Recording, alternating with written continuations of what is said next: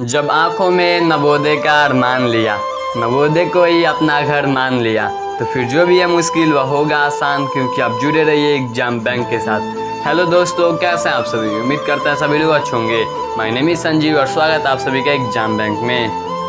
और यहाँ पे हम बात करेंगे नवोदय विद्यालय के सेकेंड लिस्ट से रिलेटेड, क्योंकि कई बच्चे जो हैं वो क्वालिफाई नहीं हुए हैं। तो जैसे ही मतलब जो जिन बच्चों का नवोदय के मेन लिस्ट में नाम नहीं आया है, तो कई बच्चे यही कंफ्यूजन में है कि मेन लिस्ट क्या होता है। देखिए, नवोदय विद्यालय का जो रिजल्ट आता है वो दो तरीकों से आता है। एक मेन लिस्ट आता है, यानी अभी का जो PDF आया है, अभी जो रिजल्ट जारी किया गया है, इसको बोला जाता है मेन लिस्ट।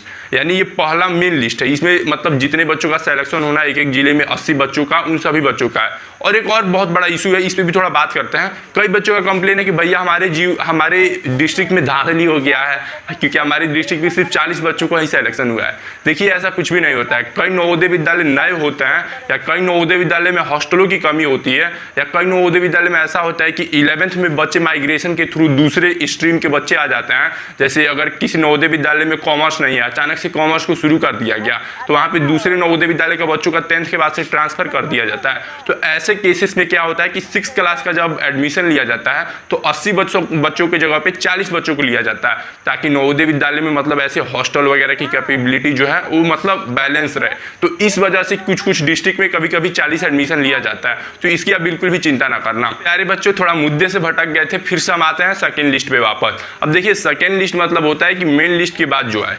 अब यहाँ पे मेन लिस्ट में मैं थोड़ा सा आपको समझाता हूँ। जैसे मान लीजिए कुशीनगर में 80 बच्चे सेलेक्ट हुए हैं, JNV कुशीनगर में। अब यहाँ पे 80 बच्चे जब जाएंगे तो उनको डॉक्यूमेंट वेरिफिकेशन वगैरह के लिए जो भी प्रोसेस होता है उसमें कराएंगे। उसमें से कुछ ऐसे बच्चे होंगे, 2-4 बच्चे या 1-2 बच्चे, जिनका सिलेक्शन नहीं हो पाएगा। कुछ बच्चों का इसलिए नहीं हो पाएगा कि उनका डॉक्यूमेंट वेरिफिकेशन नहीं हो पाएगा। 1-2 बच्चों का इसलिए नहीं हो पाता क्योंकि उनका मन नहीं लगता है, वो नवोदय विद्यालय छोड़ देते हैं। ये मतलब लगभग हर एक नवोदय विद्यालय में ऐसा होता रहता है, बहुत बार होता रहता है। तो हर बार क्या होता है कि 80 बच्चों में से मतलब 2-3 बच्चे, 4 बच्चे, ऐसे ज्यादातर बच्चे जो होते हैं वो किसी न किसी रीजन से मतलब डिस्क्वालीफाई हो जाते हैं या छोड़ देते हैं नवोदय विद्यालय, किसी न किसी रीजन से। मतलब मेनली जो रीजन मैंने आपको बताया यही सब होता है। इन सभी रीजन की वजह से ऐसा नवोदय विद्यालय में होता है।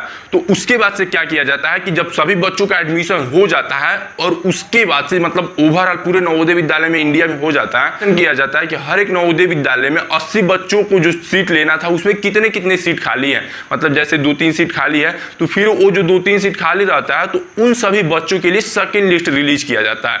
तो सेकेंड लिस्ट में जो मैक्सिमम प्रोबेबिलिटी रहती है, तो जैसे मान लीजिए कि डिस्ट्रिक्ट वाइज पहले ही बच्चों का रैंक बना लिया जाता है कि मुझे इन बच्चों को लेना है, तो सिर्फ 80 बच्चों का ही नहीं बनाया जाता है, उनसे भी ज्यादा बच्चों का बनाया जाता है कि बाई चांस इन 80 बच्चों में से कोई सिलेक्शन नहीं लेता है, तो जो 81, 82, 83 नंबर, 84 नंबर के बच्चे होंगे उनको अप्रोच किया जाए। तो सेकेंड लिस्ट जो होता है इन्हीं सभी बच्चों को दिया जाता है।